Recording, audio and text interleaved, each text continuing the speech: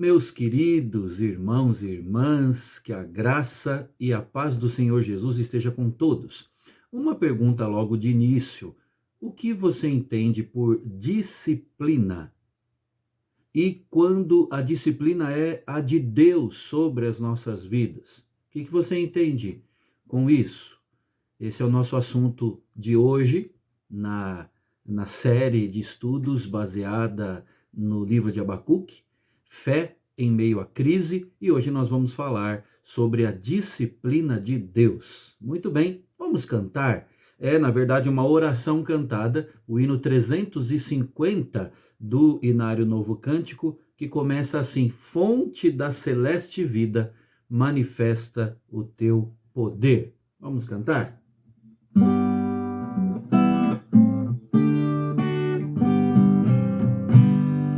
Fonte da celeste vida, manifesta o teu poder, vivifica o sem alento, faze os mortos renascer. Vida eterna, nos vieste conceder, nos vieste conceder. Ao abrirmos o teu livro, dele emane a luz dos céus, esclarece todo o engano e dos erros livra os teus. Ilumina nossas almas, grande Deus, nossas almas, grande Deus. Na leitura desta Bíblia, celebramos, ó Senhor, tendo pelo teu ensino comunhão em santo amor. Exultamos, entoando teu louvor, entoando teu louvor. Pelo estudo da palavra, aprendemos de Jesus. Ó, concede os belos frutos que esta instrução produz. Desfrutamos alegria, vida e luz. Alegria, vida e luz. Amém.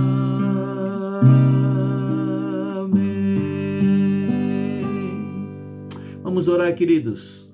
Ó Deus Pai, muito obrigado, ó Deus, por podermos estudar a Tua palavra que é luz para os nossos caminhos. Muito obrigado, ó Deus, porque até aqui o Senhor nos ajudou. Se estamos aqui conectados e aguardando o estudo da Tua palavra, é porque a Tua graça tem sido derramada sobre as nossas vidas. Pedimos, ó Deus, que o Senhor abençoe cada um dos que aqui estão ligados, dos que estão nos acompanhando nessa série de estudos, sejam irmãos e irmãs da Betel, sejam irmãos e irmãs de outras igrejas e sejam até aqueles amigos que estão aqui nos acompanhando. Pedimos, ó Deus, a Tua bênção, a Tua paz, que o Senhor conduza a cada um dos Teus servos. Mais uma vez, ó Deus, nós te pedimos graça do céu para agora, quando formos abrir a Escritura, possamos, ó Deus, ter a bênção da sabedoria do céu sobre nós, nos dando entendimento e também fazendo-nos nos comprometer com a Tua palavra. É a nossa oração em nome de Jesus. Amém. Amém. Queridos, vamos abrir a nossa Bíblia no texto, é claro, do livro de Abacuque, profecia de Abacuque, E hoje nós vamos ler no capítulo 1, do verso 6 ao verso 11. Abacuque, capítulo 1, verso 6 a 11. O texto sagrado, a palavra do Senhor, nos diz assim: Pois eis que suscito os caldeus, nação amarga e impetuosa, que marcham pela largura da terra, para apoderar-se de moradas que não são suas. Eles são pavorosos e terríveis, e criam eles mesmos o seu direito e a sua dignidade. Os seus cavalos são mais ligeiros que os leopardos, mais ferozes do que os lobos ao anoitecer são os seus cavaleiros que se espalham por toda parte. Sim, os seus cavaleiros chegam de longe, voam como águia que se precipita a devorar. Eles todos vêm para fazer violência. O seu rosto suspira por seguir avante. Eles reúnem os cativos como areia. Eles escarnecem dos reis. Os príncipes são objeto do seu riso. Riem-se de todas as fortalezas, porque, amontoando terra, as tomam. Então, passam como passa o vento e seguem. Fazem-se culpados, estes cujo poder é o seu Deus. Irmãos, o que é que nós temos aqui no texto lido? O profeta Abacuque estava inquieto com o silêncio de Deus. Mas ele ficou mais desesperado quando Deus começou a falar. Abacuque havia reclamado após olhar para a injustiça ao seu redor e entre o povo de Judá mesmo. Mas Deus instruiu o profeta e o povo, por meio dele, a olharem a destruição imediata no horizonte internacional. Ou seja, irmãos, Deus os instruiu a olharem além, a terem uma visão macro dos acontecimentos, a tirarem os olhos ali das circunstâncias pequenas e olharem além. Muitas vezes, irmãos, a nossa visão é pequena. Muitas vezes nós temos uma visão apequenada do que Deus está fazendo em relação a nós, em relação a todos os demais. Então, Deus manda Abacuque e todo o povo olhar além. Eles precisavam desenvolver uma visão do mundo, uma visão macro, incluindo as nações. Só que ao fazerem isso, eles ficaram totalmente espantados. A evolução política prestes a ser revelada a Abacuque iria deixá-los ainda mais perturbados, surpreendidos, confusos mesmo, perplexos. Então, o silêncio de Deus era perturbador, mas a resposta de Deus foi tanto ou mais perturbadora ainda. Nós precisamos estar preparados e pedir de Deus forças para entendermos a resposta de Deus, irmãos. E do verso 6 em diante, nós vemos o instrumento de Deus na disciplina de Judá. Aquilo que o Senhor estava fazendo era tão impressionante, era incomum, era incrível, que até mesmo o seu profeta, o profeta de Deus, ficava ali estarrecido, ou ficaria estarrecido. Deus estava planejando disciplinar os judeus usando os perversos babilônios. Deus deixou cair uma verdadeira bomba ali. Olha o que temos no verso 6, né?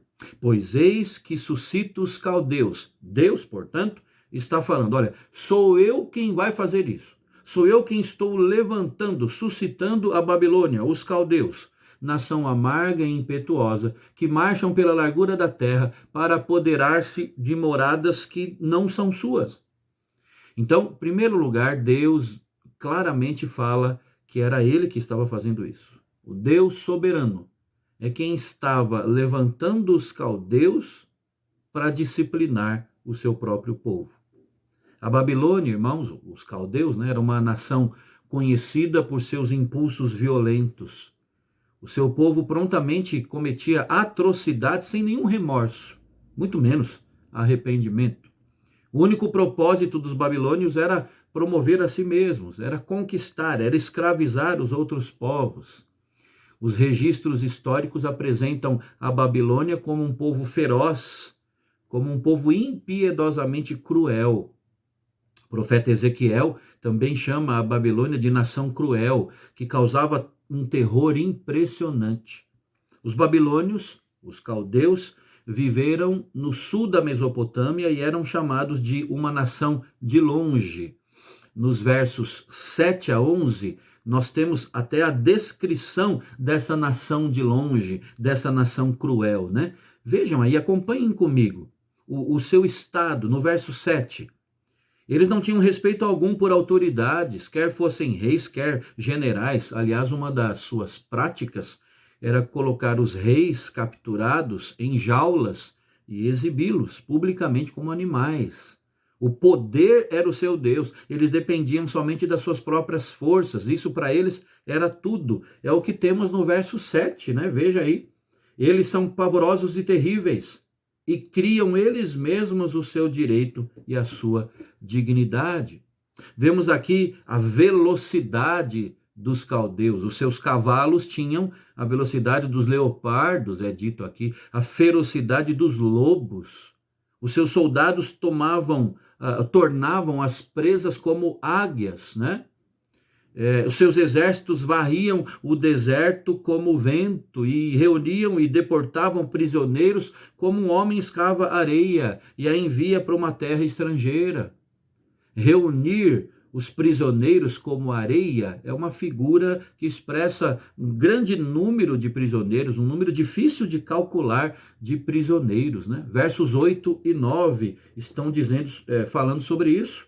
Os seus cavalos são mais ligeiros do que os leopardos, mais ferozes do que os lobos ao anoitecer são os seus cavaleiros que se espalham por toda parte. Sim, os seus cavaleiros chegam de longe, voam como águia que se precipita a devorar. Eles todos vêm para fazer violência. O seu rosto suspira por seguir avante. Eles reúnem os cativos como areia. Temos ainda aqui o sucesso dos caldeus, né? Deus diz que eles eram como o vento. Uma imagem interessante.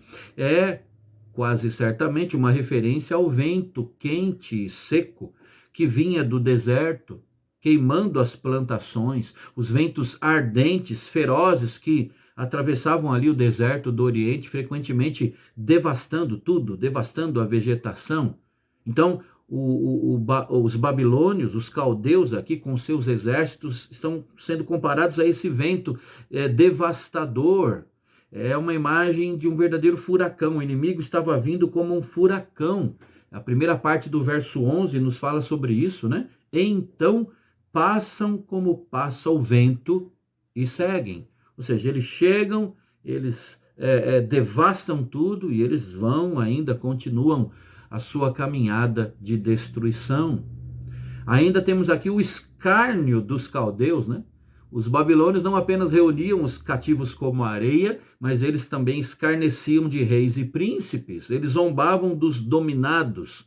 Era costume, né? Nós já falamos que eles expunham os governantes, os líderes dos povos inimigos, eles expunham eles em cativeiros como espetáculos públicos. É o que temos no versículo 10, na primeira parte. Eles escarnecem dos reis. Os príncipes são objeto do seu riso. Então, aqueles que antes eram poderosos e tinham o domínio nos seus países, nas suas nações, agora estavam colocados como vergonha, né? Passando vergonha publicamente. Então a brutalidade dos caldeus é vista na maneira como eles lidavam com os dominados. Isso fica muito claro com relação a Zedequias, rei de Judá, que segundo o segundo livro dos reis, capítulo 25, depois da queda de Jerusalém, os caldeus mataram os filhos de Zedequias diante dos seus olhos.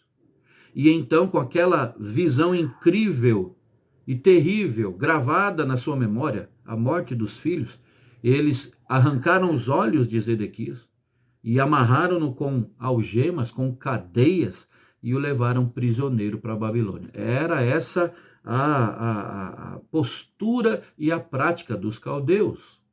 Mas não é só isso, irmãos. Os babilônios não apenas zombavam dos inimigos, eles também zombavam das fortalezas dos inimigos, né? Que eram consideradas até então inexpugnáveis.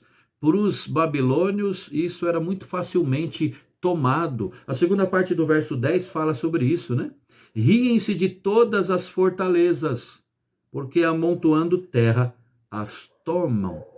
Os caldeus cercavam as fortalezas muradas, eles faziam elevados de terra e escalavam por ali os muros, né? Eles levantavam verdadeiras rampas de ataque e assim atacavam e venciam as cidades com muita facilidade.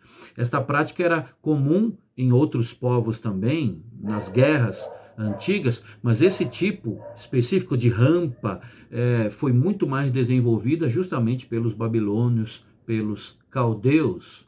Temos aqui ainda o sacrilégio deste povo.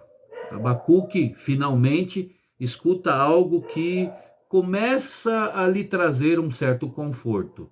O verso 11, a segunda parte do verso 11 diz assim: fazem-se culpados estes cujo poder é o seu Deus. Fazem-se culpados. Russell Champlin, comentarista bíblico, ele diz que, além de todos os seus pecados, os caldeus eram culpados de sacrilégio porque faziam de coisas profanas os seus deuses. Então, a força bruta dos armamentos era o Deus supremo para eles, era a divindade suprema dos babilônios. A espada e a lança eram os seus ídolos. Por isso, Deus os tornou culpados, eles faziam-se culpados por isso. E Deus, por isso, os levou à ruína. Ele vai falar disso mais à frente, nesse mesmo livro, nesta profecia dada a Abacuque. Na verdade, irmãos, os babilônios nunca discerniram que era a mão de Deus que estava fazendo essas coisas. Era a mão de Deus que os levantava no mundo da sua época. Eles nunca atinaram para isso. Vamos lembrar que isso era ação de Deus. Verso 6. Deus diz de forma muito clara que ele é quem estava suscitando os caldeus. Mas os próprios caldeus não discerniram isso. E por isso nunca se curvaram diante do Senhor. Uma das lições que nós temos aqui é justamente a do poder do nosso Deus, não é? Deus é quem estabelece, quem estabelece o poderio das nações. Deus é quem alterna esse poderio, né? Deus é quem estava suscitando, levantando os caldeus, dando poder aos babilônios para executar aquilo que ele mesmo queria, os seus propósitos eternos. Muito bem, não é de admirar que, por não se curvarem diante do Senhor, por não reconhecerem que o poder que eles tinham vinha do próprio Deus, não é de se admirar que Deus os declara aqui culpados. Muito bem, irmãos. Agora, o que é que isso tudo nos ensina, não é? Bem, pensemos aqui juntos na disciplina de Deus. Vimos que Deus iria disciplinar o seu povo nos dias de Abacuque. Ele realmente fez isso. Quando o zelo de Deus é despertado, ele nos disciplina. E o seu zelo é despertado, irmãos, quando damos a outra coisa ou a alguém que não ele, aquilo que devemos dar apenas a ele. Na verdade, nós até devemos celebrar a disciplina do Senhor. Sim, de ser disciplinado e ainda se alegrar e celebrar isso. Isso nos mostra que nós somos filhos dele, não é? Você se lembra de Hebreus 12, 6 a 8? Porque o Senhor corrige a quem ama e açoita todo filho a quem recebe. É para a disciplina que perseverais. Deus vos trata como filhos, pois que filho há que o pai não corrige? Mas se estáis sem correção, de que todos se têm tornado participantes, logo sois bastardos e não filhos. Deus corrige os seus filhos. Deus disciplina aqueles a quem ama. Diante disso, irmãos, a pergunta é: nós temos sido disciplinados por Deus? Ou temos sido disciplinados por Deus e nem estamos atentos a isso? Não demos conta ainda desse fato.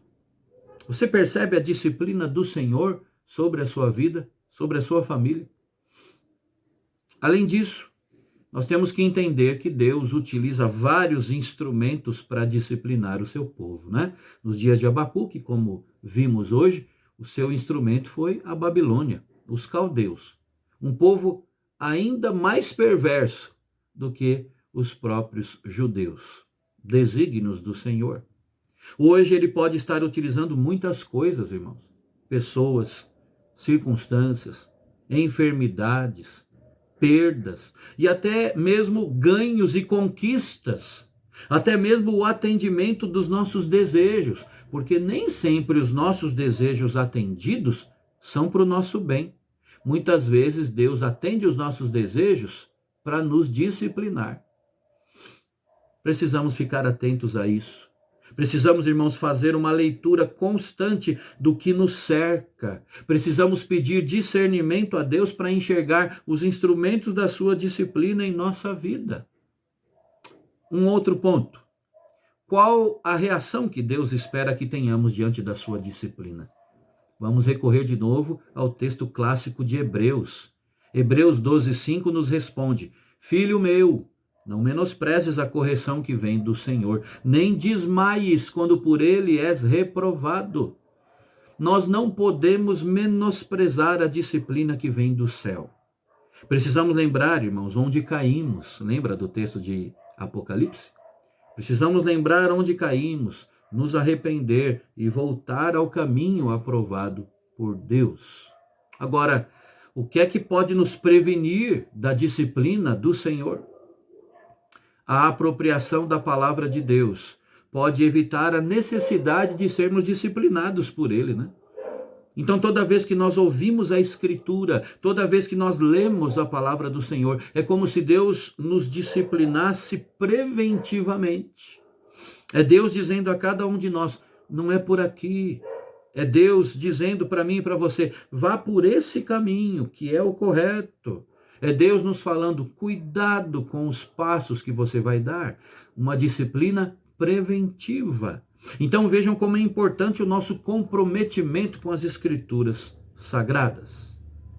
Muito bem, falamos hoje sobre a disciplina do Senhor. Que Deus nos dê graça para assimilarmos isso, para corrigirmos os nossos passos, né?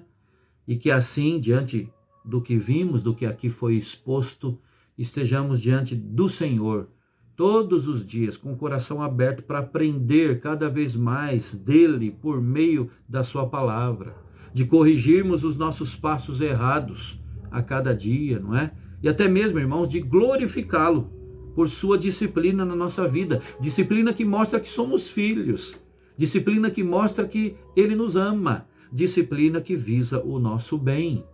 Como diz Hebreus, mais uma vez a citação, Hebreus 12, 10 e 11, ele nos disciplina para aproveitamento, a fim de sermos participantes da sua santidade. Toda disciplina com efeito no momento não parece ser motivo de alegria, mas de tristeza. Ao depois, entretanto, produz fruto pacífico aos que têm sido por ela exercitados, fruto de justiça. Por isso, restabelecei as mãos descaídas e os joelhos trôpegos e fazei caminhos retos para os pés, para que não se extravie o que é manco, antes seja curado.